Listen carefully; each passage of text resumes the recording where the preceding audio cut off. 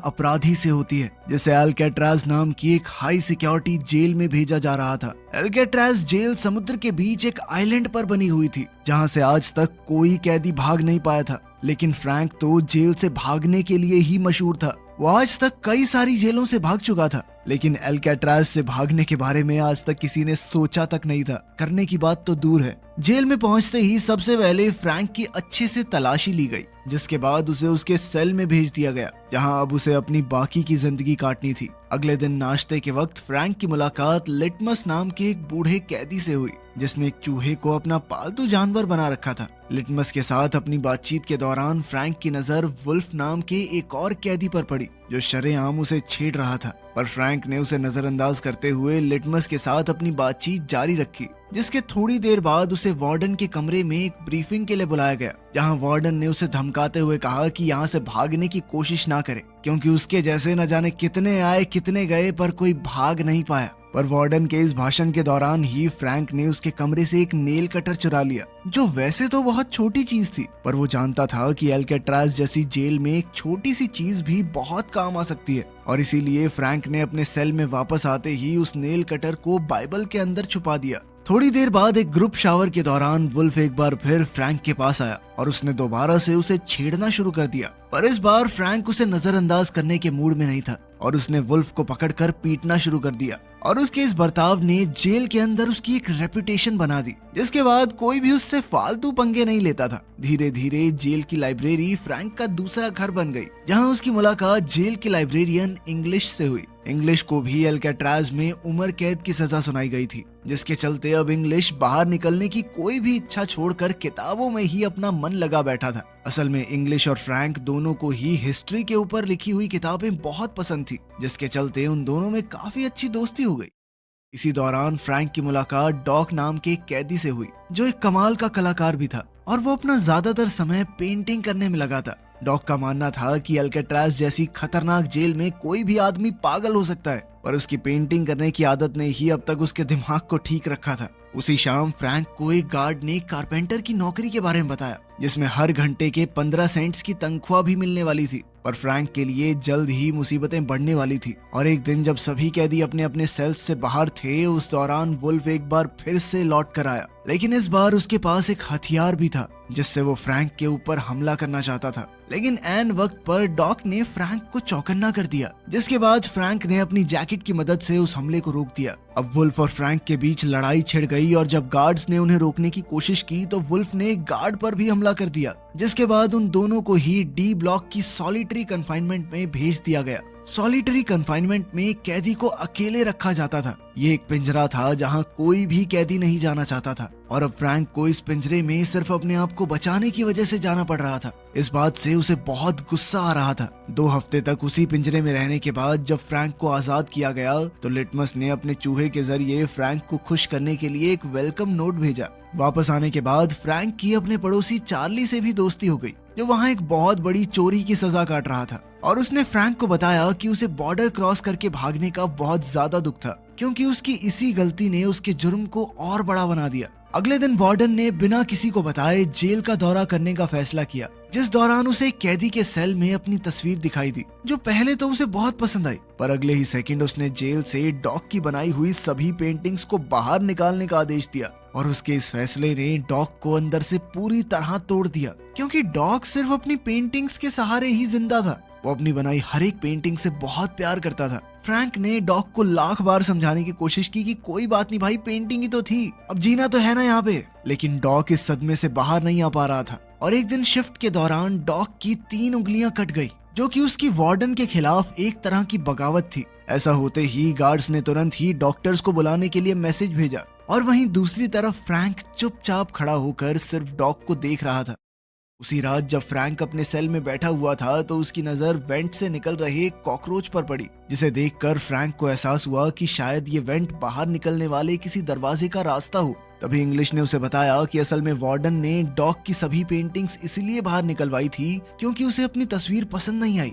अगली बार खाना खाते वक्त फ्रैंक की मुलाकात जॉन और क्लेरेंस नाम के 2 भाइयों से हुई, जिन्होंने उसे एक पिछली जेल की मुलाकात से पहचान लिया था। और अब अपनी बातचीत के दौरान वो लोग अल्काट्राज के बारे में बात कर रहे थे कि कैसे इस जेल से भागना नामुमकिन था, क्योंकि जेल चारों तरफ से पानी से जो घिरी हुई है और अब उनके मुताबिक उन्हें अपनी पूरी जिंदगी यहीं बितानी पड़ेगी। पर उनकी इस बातचीत ने फ्रैंक के दिमाग में एक नए आइडिया का बीज बो दिया और अब फ्रैंक इतिहास बनाना चाहता था। वो इस जेल से भागने वाला पहला इंसान बनना चाहता था। उसी रात फ्रैंक ने वार्डन के कमरे से चुराए हुए नेल कटर की मदद से अपने कमरे की ग्रिल के आसपास मौजूद सीमेंट को खुरेदना शुरू कर दिया और जैसे ही उसे गार्ड्स के पैरों की आवाज आती तो वो उस नेल कटर को बाइबल में छुपाकर उसे पढ़ने का नाटक करने लग जाता ताकि किसी को भी उस पर शक न हो। समय के साथ उसकी मेहनत रंग भी लाने लगी और धीरे धीरे ग्रिल के आसपास की सीमेंट कमजोर पड़ने लगी। उधर मुलाकात के समय जब इंग्लिश और चार्ली अपने परिवार वालों से मिलने के लिए गए तो इंग्लिश अपनी बेटी से बात करने में काफी हिचकिचा रहा था क्योंकि उसकी बेटी उसकी गैर मौजूदगी में काफी बड़ी हो चुकी थी और इंग्लिश को अपनी बेटी का बचपन ना देख पाने का बहुत ज्यादा अफसोस था। इधर अपनी बीवी से मुलाकात के वक्त चार्ली को अपनी बूढ़ी माँ की बिगड़ती हुई तबीयत के बारे में पता चला और डॉक्टर के मुताबिक चार्ली की माँ के पास अब सिर्फ कुछ महीने ही बचे हुए थे और इसी चीज ने चार्ली के मन में अल्काट्राज से भागने की इच्छा पैदा की। अगली सुबह नाश्ते के दौरान फ्रैंक ने जॉन और चार्ली के सामने अपना जेल से भागने का प्लान रखा। फ्रैंक के मुताबिक खारे पानी और हवा ने जेल की इमारत को काफी कमजोर कर दिया था जिसके चलते वो लोग सीमेंट को कुरेद कर वेंटिलेशन ग्रिल्स को निकाल सकते हैं जिसके बाद वो उन्हीं ग्रिल्स से होते हुए पाइपलाइंस तक पहुंचकर वहां से भाग जाएंगे। पर बात अभी भी वहीं अटकी हुई थी कि जेल से तो निकल जाएंगे, समुद्र पार कैसे करेंगे। इस पर फ्रैंक ने कहा कि क्लेरेंस जेल के कपड़ों के डिपार्टमेंट में काम करता है तो वो वहाँ से एक एक करके कभी रेन कोट और थोड़ी बहुत रबड़ सीमेंट चुरा सकता है। इस सब की मदद से मुझे लाइफ बोट और लाइफ जैकेट बनानी आती है, भरोसा करो मेरे ऊपर। फ्रैंक का प्लान सभी को काफी पसंद आया और उन सभी ने एक साथ मिलकर इस प्लान पर काम करने का फैसला किया। उस रात फ्रैंक हर रोज की तरह अपने सेल में सीमेंट को निकालने में लगा हुआ था पर इस बार चार्ली भी उसके साथ था जो अपने सेल से बाहर नजर रखे हुए था ताकि किसी गार्ड को उनके प्लान के बारे में पता न चले। इधर फ्रैंक का काम तो हो रहा था पर नेल कटर छोटा होने की वजह से उसको चलाने में बहुत ज्यादा समय लग रहा था और मेहनत भी बहुत ज्यादा हो रही थी। नेल कटर ज्यादा तीखा भी नहीं था तो जोर ज्यादा लगाना पड़ रहा था। इसी वजह से फ्रैंक के हाथ पर काफी चोटें भी लग गई थी जो अब उसे काफी परेशान कर रही थी। इसीलिए अगली सुबह उसने सभी को इस परेशानी के बारे में बताया और अब उनके मुताबिक उन्हें एक बड़े और ज्यादा ताकतवर हथियार की जरूरत थी। पर तभी फ्रैंक की नजर अपनी चम्मच पर पड़ी और उसने तुरंत ही अपनी चम्मच को जूते पर घिसकर गंदा कर दिया जिसके बाद उसने गार्ड को बुलाकर चम्मच गंदी होने की शिकायत की। बाकी लोगों ने भी उसका साथ देते हुए गार्ड से चम्मच बदलने की रिक्वेस्ट की। गार्ड को भी इसमें कोई गलत चीज नहीं लगी और उसने बड़ी आसानी से उनको चम्मच बदलने के लिए हामी भर दी। पर जैसे ही वो लोग चम्मच बदलने के लिए फ्रंट डेस्क पर गए तो जॉन ने वहां मौजूद गार्ड को अपनी बातों में उलझा लिया जिसका फायदा उठाकर फ्रैंक ने एक एक्स्ट्रा चम्मच अपनी जेब में डाल ली। पर उसके लिए इतना काफी नहीं था और इसीलिए उसने लिटमस से अपने हिस्से के 20 दिन की मिठाई के बदले में बाकी सामान इकट्ठा किया जिसके बाद फ्रैंक ने चम्मच पिघलाकर नेल कटर और सिक्के के साथ जोड़कर एक नया औजार बनाया जो नेल कटर से काफी ज्यादा कारगर साबित हुआ। उसी रात जब फ्रैंक तेजी से सीमेंट को कुरेदने में लगा हुआ था तभी एक गार्ड वहां आया जिस पर चार्ली की नजर नहीं पड़ी। पर खुशकिस्मती से ऐन वक्त पर इंग्लिश ने बीच में आकर उस गार्ड का ध्यान भटका दिया जिससे चार्ली को जेल बार्स पर जोर से मुक्का मारकर फ्रैंक को चौकन्ना करने का मौका मिल गया। इशारा मिलते ही फ्रैंक ने तुरंत ही सारा सामान छुपा दिया।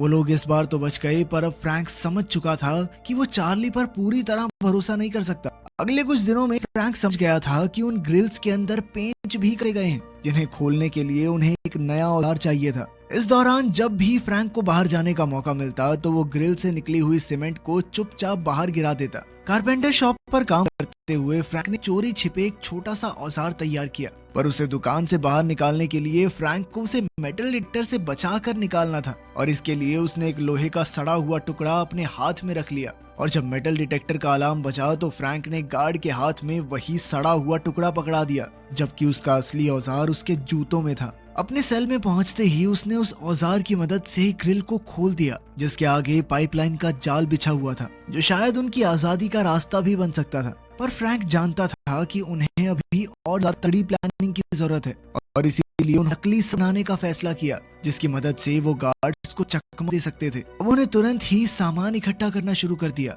जिसमें जॉन का काम नाई की दुकान से बाल इकट्ठा करना था, वहीं चार्ली पेंट का इंतजाम करने वाला था और फ्रैंक ने इंग्लिश की मदद से कई सारे अखबार इकट्ठा किए और सारा सामान मिलते ही फ्रैंक तुरंत ही अपने काम पर लग गया। उसने सबसे पहले अखबार को दीवार से निकली हुई सीमेंट में मिलाकर इंसानी खोपड़ी का ढांचा तैयार किया, जिसके ऊपर पेंट और बाल लगाकर वो लोग गार्ड्स को चकमा देने वाले थे। अपने प्लान को और मजबूत बनाने के लिए चार्ली ने उन ग्रिल्स जैसी दिखने वाली नकली जालियां बनाई, जिन्हें वो भागते टाइम ग्रिल्स की जगह लगाने वाले थे, ताकि कोई गार्ड नोटिस न कर ले कि यहाँ ग्रिल तो लगी नहीं हुई।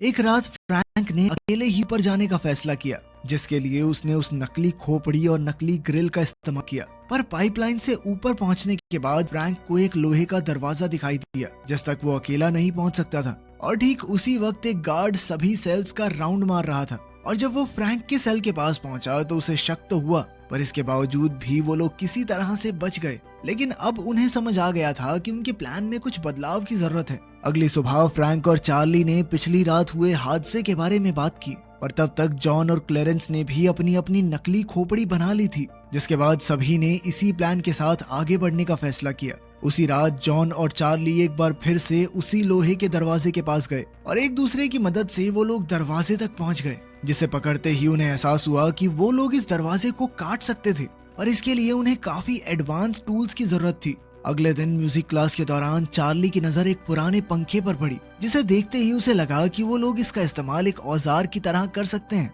और इसीलिए उसने अपने हिस्से की सारी मिठाई के बदले में लिटमस के साथ सौदा लिया। अब पंखे को क्लास से बाहर ले जाने के लिए चार्ली ने उसे एक इंस्ट्रूमेंट बॉक्स में डाल दिया, जिसकी वजह से वो लोग आसानी से बाहर गए। वो पंखा जैसे ही फ्रैंक के हाथ लगा तो वो तुरंत ही उसे एक औजार बनाने में लग गया, जिसके बाद वो लोग दोबारा उस लोहे के दरवाजे पर और अपने इस नए औजार की मदद से उन्होंने वो दरवाजा काट दिया। इस बीच उनसे शोर भी काफी हुआ, गार्ड्स तक पहुंची भी, पर गार्ड ने ज्यादा सोचते हुए उसे नजरअंदाज कर दिया। इधर फ्रैंक और उसके साथियों का रास्ता बन चुका था, जिसके बाद उन्होंने मंगलवार की रात को दुनिया की सबसे सुरक्षित जेल एल्केट्राज से भागने का फैसला किया। पर मंगलवार सुबह नाश्ते के दौरान फ्रैंक ने डॉग की याद में टेबल पर एक फूल रख दिया, जिस पर तुरंत ही वार्डन की नजर पड़ गई और उसने फ्रैंक को जेल के उसूल याद दिलाते हुए उस फूल को कुचल दिया। वार्डन के इस बर्ताव से सबसे ज्यादा गुस्सा लिटमस को आया, पर जैसे ही वो वार्डन पर हमला करने के लिए आगे बढ़ा तो उसी वक्त अचानक उसे हार्ट अटैक आ गया और वो नीचे गिर पड़ा।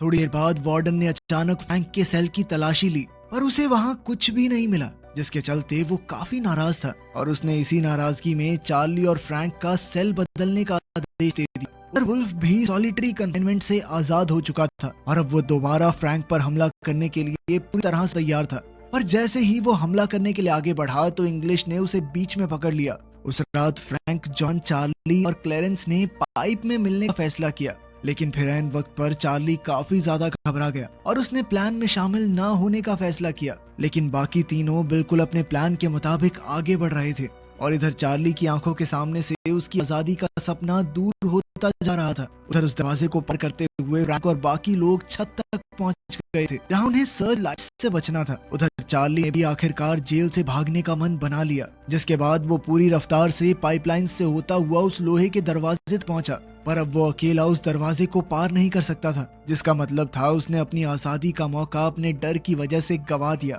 वहीं दूसरी तरफ सर्च लाइट से बचते बचाते फ्रैंक, जॉन और क्लेरेंस जेल की दीवार तक पहुंच गए। उन्होंने देखा कि कहीं आसपास कोई है तो नहीं, और फिर वो चुपचाप दीवार को पार करके जेल से बाहर आ गए। अब वो तीनों कैदी एक रोड को पार करते हुए समुद्र के किनारे तक पहुंच गए थे। वो अच्छे से जानते थे कि किसको क्या करना है और तीनों शांति और तेजी से अपना काम कर रहे। उन्हें जल्दी जल्दी नाव के अंदर हवा भरनी शुरू कर दी, जिसे मुंह से फुलाना बहुत मुश्किल काम था, लेकिन फिर भी अपनी जान बचाने के लिए उन तीनों ने ये कर दिखाया। और अब वो लोग एल्केट्राज की सरहद से हमेशा हमेशा के लिए दूर जाने के लिए समुद्र में उतर गए।